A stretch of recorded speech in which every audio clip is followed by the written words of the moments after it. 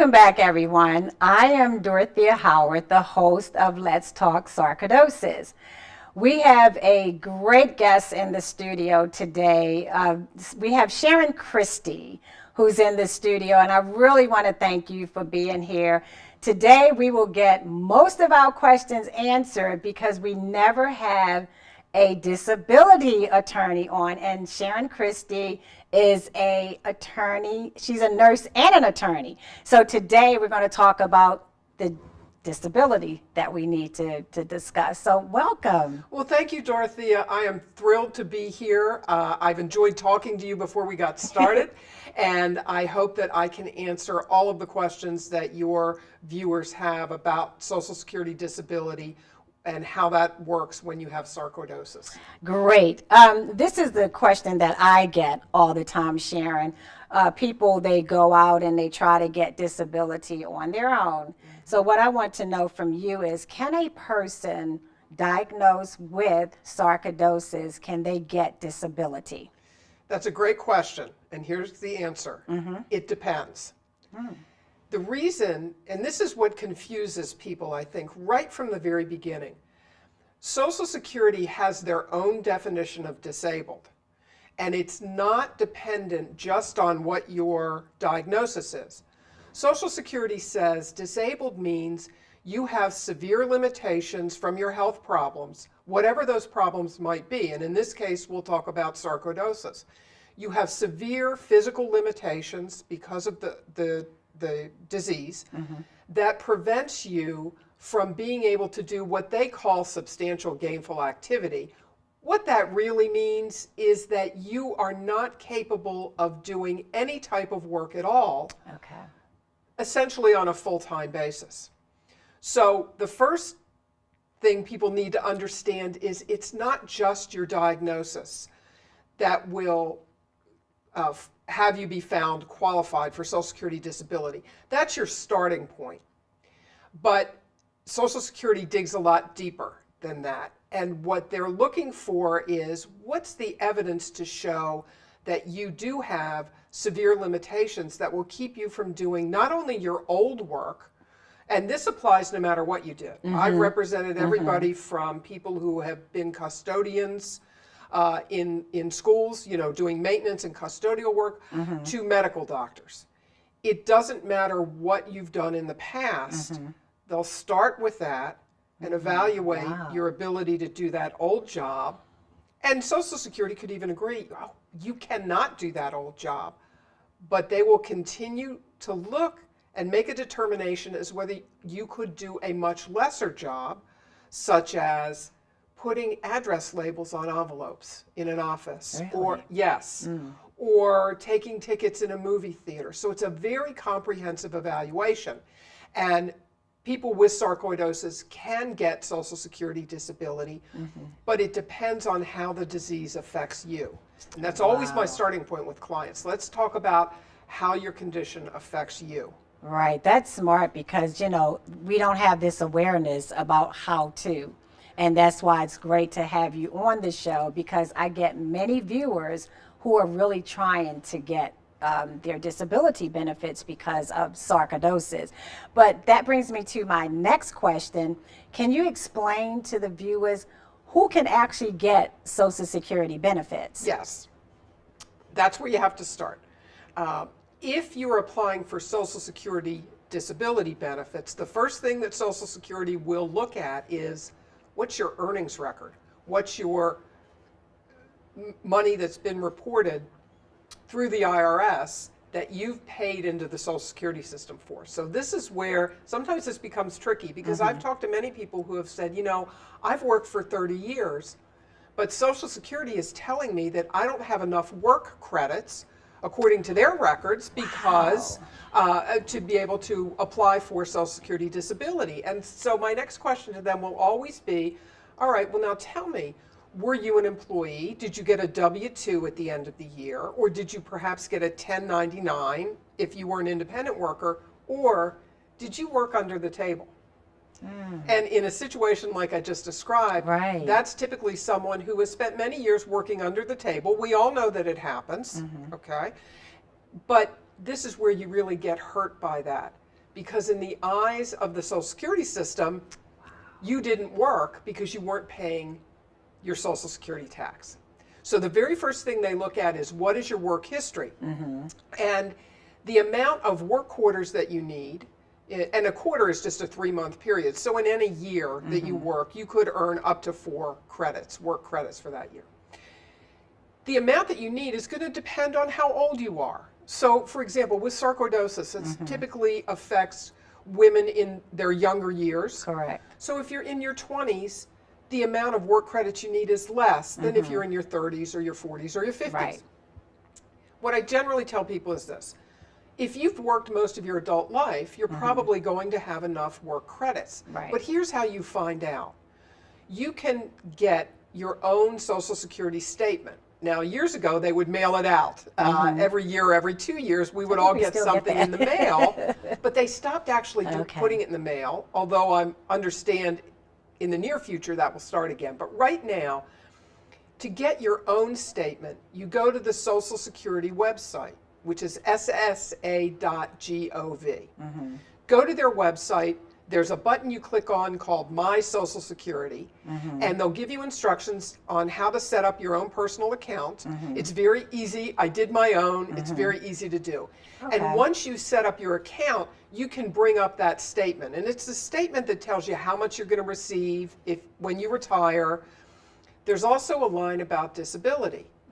And it will tell you if you have enough work credits and how much you would receive if you're approved for disability, or if you don't have enough work credits, you will see that right there. We'll tell you you have this many credits, and you need this many more. So for people who have a question about that, go right to your own statement and check it out. Okay.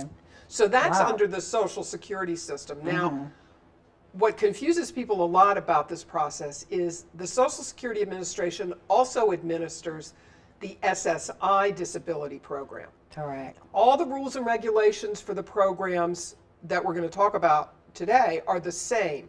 But what's different is who can qualify to try to get benefits through SSI. And the SSI system is what the government calls asset-based. What that means is the first thing they look at is how much money do you have, what do you own, and if your assets are more than a pretty minimal amount, you have too many assets to try to get SSI disability. So there's 2 different programs. Most people are looking at the Social Security disability side, and on that side, they don't care about your money. They don't care how much money you have. They only care about whether you've worked enough, have enough work credits, paying into the Social Security system. Wow. Now, for the viewers, because we also have men that are watching this, because men are affected by sarcoidosis as well, as you know, especially being a nurse as you were before. How does this process work for Social Security benefits? Because I'm sure people would like to know that as well. Sure. It's several steps that you need to go through. Okay. The first thing is you have to file an application. Nothing happens until your application gets filed. All right. Now that can be done either in person, over the phone, or over the internet. And when we help people with their applications, we do it over the internet. I think that's the best way to go because you have total control over it, and you can do it at your leisure in your own home if you're trying to do this by yourself. But we like the internet. That's the way I always use when we're filing applications for people. So that's step 1. You file your application. The case then moves from the local Social Security office. And when I say that, that just means the office that's closest to wherever you live. Okay. Your case goes from that office to another office called Disability Determination Services, or DDS. There's lots of initials because it's government stuff. Yes. And at DDS, an examiner is assigned to your case. That's simply the person who's in charge of putting the case together. Okay? When I say putting it together, what we're really talking about is getting your medical evidence, because that's key to getting benefits under Social Security. And the examiner, in my office, then we're in touch with the examiner to find out what they have in the way of evidence and what do they need, and to work with them through this process. The case is then evaluated by Social Security. They don't speak to you directly about it. You're not interviewed. They make a determination based on your medical records as to whether they think you meet the definition of disabled or not. That process typically takes 3 to 6 months. Wow. It's most That's frequently, what I was going to ask yes, you, but good. 3 to I'm 6 glad you months, said that. and most people are getting denied. Not everybody, but the vast majority. It's really upsetting when you get that letter, and I know that it is. But I'm Right. going to tell you what the letter's going to say, because they all say the same thing. Wow. It's going to tell you, you've told us that you're disabled because of sarcoidosis, let's say. And we understand you're concerned about your health, but we find that there's still things you can do. You can still walk, you can still talk, you can still get along with people. Wow. And therefore, you can either do your old work, whatever that work might have been, or it might say, we agree your limitations keep you from doing your old job, but we think there's other work out there in the national economy that you can do, and therefore you're not disabled. Okay? It's an upsetting letter, and I know that sure. it is. But what people need to understand is when you get that letter, the clock's ticking. There's an appeal process, but you only have 60 days to file your appeal. And if you miss that 60-day time frame, you're going to have to go back and start all over again. Oh, my and you don't want to do that. Exactly. So the next step is what's called a request for reconsideration.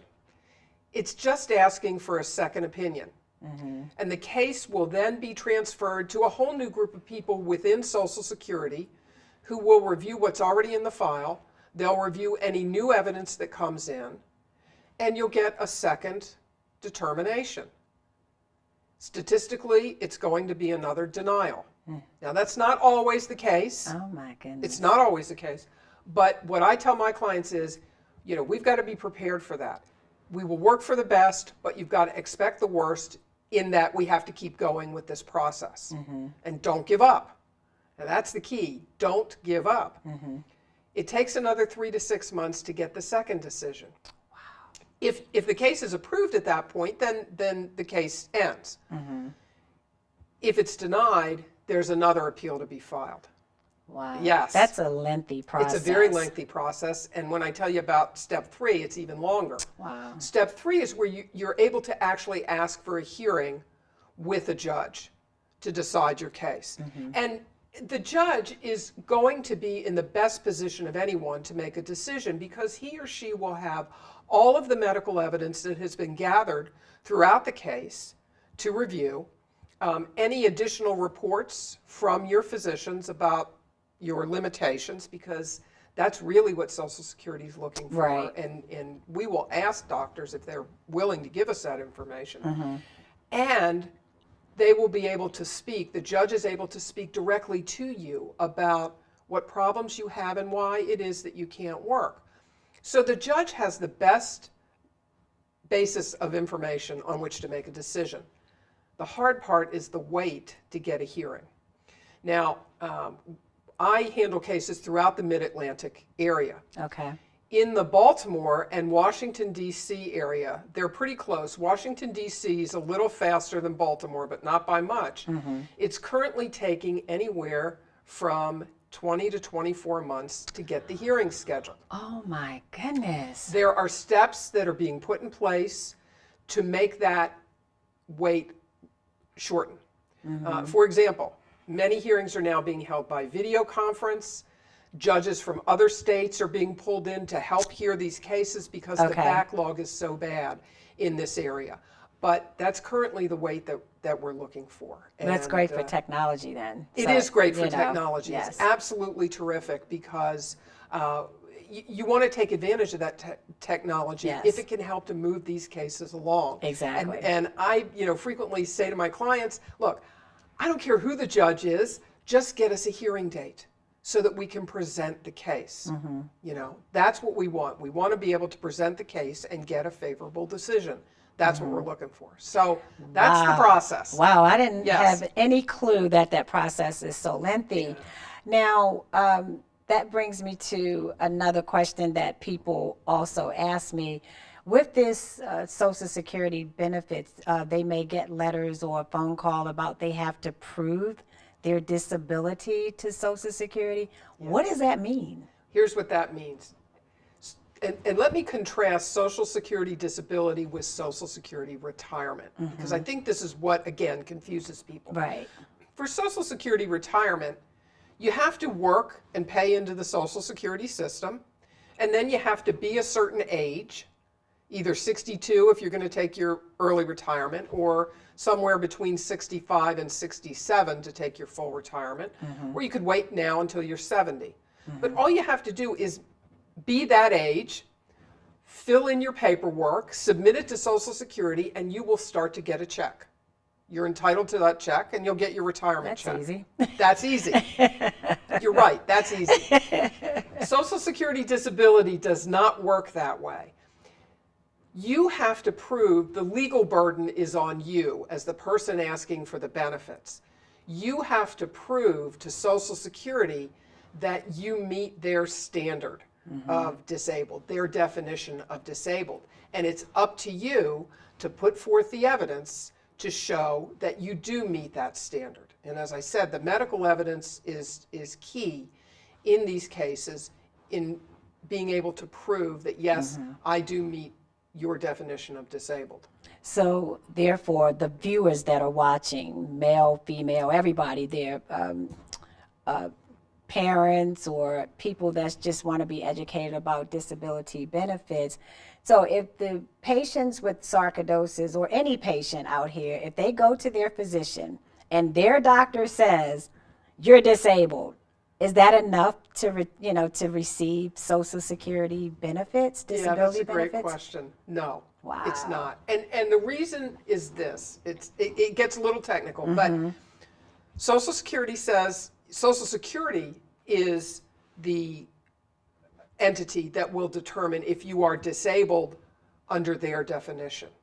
Okay? So I've had plenty of clients that come to me and say, I have a letter from my doctor. My doctor says he or she will write me a letter that says I am totally disabled. And I said, that's great that they're supportive, and that can be very helpful to us. But a statement that just says, I'm Dr. Smith, I've treated Mrs. Jones for 25 years, she has sarcoidosis, and in my opinion, she's totally disabled, that will get you nowhere with Social Security.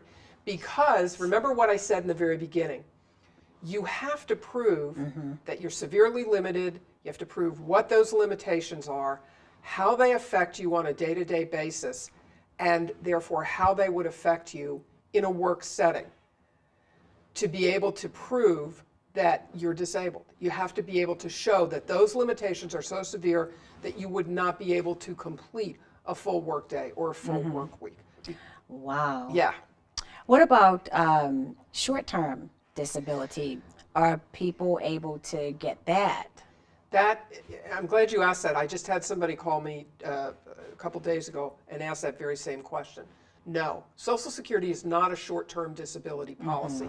The other part of the definition that I talked about is that the limitations have to keep you from working for at least 12 consecutive months or be expected to keep you from working for at least that long. Okay. So, somebody raised this question with me that was having surgery and they knew they'd be out 6 to 8 weeks, and could they apply for Social Security disability for that 6 to 8 week period? And the answer is no. So you can see with sarcoidosis, for example, if you are suffering the effects of the disease that have progressed to the point that you can no longer work, and you reasonably expect that you're going to be out of work for at least 12 consecutive months, then that's something that would be appropriate to file for Social Security disability. But the surgery that I spoke about, where it would be a 6 to 8 week recovery, that would not be appropriate to apply for Social Security disability. Wow. What about if you're on a job and your employer carries Social Security benefits? Are you able to get it through your job? The Social Security, the disability? Have a private disability yes, policy? if they have disability policy yes. If you have that as a benefit while you're working, number one, you're very lucky. Wow. Okay? I mean, you're very lucky. And yes, you can apply for private disability. So you might have short-term disability, and then some employers have short-term that will last for maybe 3 months, maybe 6 months, depending on the policy. They may also have a long-term disability policy that you can apply for that covers a much longer period of time. If that's you and you're no longer able to work, you want to apply for those private policies, but you can also apply for Social Security disability. Now, the private policies will kick in much quicker than Social Security disability does. The trade-off is this: under a long-term disability policy, most of those policies actually require people to apply for Social Security. Right. Because if you're approved for the Social Security disability, then the private insurance company gets a credit for whatever Social Security is paying you. So the private insurance company has to pay less. Okay. But if you were in a position where you have a private policy, absolutely, you want to apply for that, and at the same time, then you can apply for Social Security disability. So when should a person apply for Social Security disability? Once you've had to stop working because of your health problems. Okay. Okay. If you are still working, at least full-time, you can't apply for Social Security disability. I mean, you could, and you're immediately going to get a letter that says you're still working and earning what they consider a gainful activity amount. Right. And therefore, you're not qualified for disability. So as soon as you've had to stop working because of your health, that's when you want to get your application started. Okay. It's not an exception, but there are situations where people call me and they've been working full-time for a long time, but because of their health, they've had to cut back to part-time hours. And they can see that that's probably not going to last much longer, and they want to know if they can apply for disability at that point. It depends on how much you're earning. Social Security says disabled means you're not capable of substantial gainful activity because of your limitations. Okay. And as I said, basically that means you're not able to work full-time, but they also define it in terms of a dollar amount.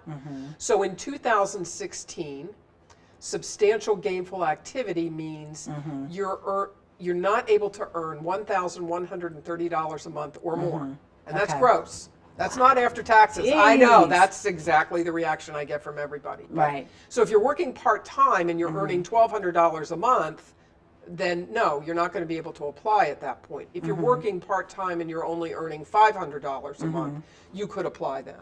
Okay, and I know we're trying to wrap up, but I have a couple more questions Sure, that I hope we can sure. get through. I just wanted to know, can people get both? Can they get Social Security and Social Security disability? So can they get their regular Social Security benefit along with Social Security disability benefit? No, you can't. They can't. You can't. Okay. Social Security assumes if you had been able to keep working, you would have done that until you reached what they call full retirement age, which now, depending on the year you were born, is either going to be age 65 up to age 67. When you reach that age, then you're automatically switched by Social Security from disability to Social Security retirement. So you can get one or the other, but you don't get both. Okay. How long does it take to get the payments once you're approved? And also, is that forever? Once you're approved, typically, and this can vary case to case, but typically within about 60 days, you're going to see your first check. It may or may not go on until your full retirement age. All cases are subject to ongoing reviews. It could be as quick as a 1-year review. It could be as long as 7 years.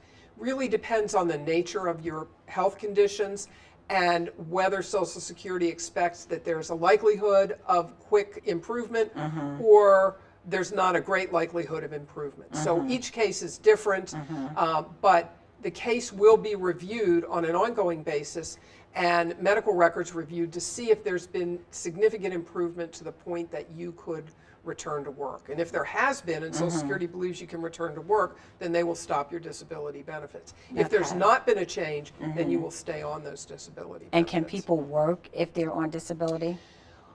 Yes, but there's some very complicated rules that apply in that situation. Social Security will look at what they call a rolling 5-year period, which from the time that your disability began. And they will determine if you've worked. They'll get the reports from the IRS. Have you worked? If you have worked over a 5-year period for a total of 9 months. Now, not 9 months in a row, but a total of 9 months throughout a 5-year period.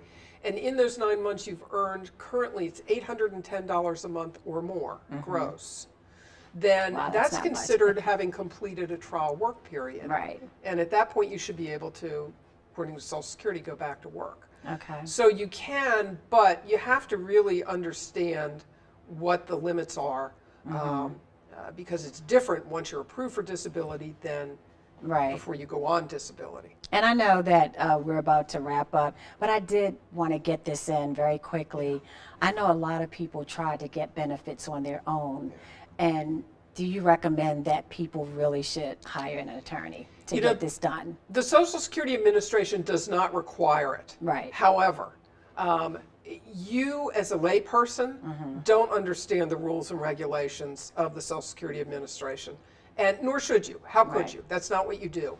I believe people are much better served by hiring a lawyer who, that's what we do. We understand the law, we understand how to apply the law, we understand how to evaluate evidence and how to present evidence to a judge. So I think people are much better served by hiring a lawyer. Well, with that being said, believe it or not, I could go on and on with you I about the know. questions for everyone out there. But I really want to thank you, Sharon Christie, for being on the show, a nurse, an attorney. And if anyone has questions for you, they can certainly get in touch with you. Look at the credits after the show. Absolutely. Because it's very important to know the steps and all the legal ramifications to making sure that you're doing the right thing.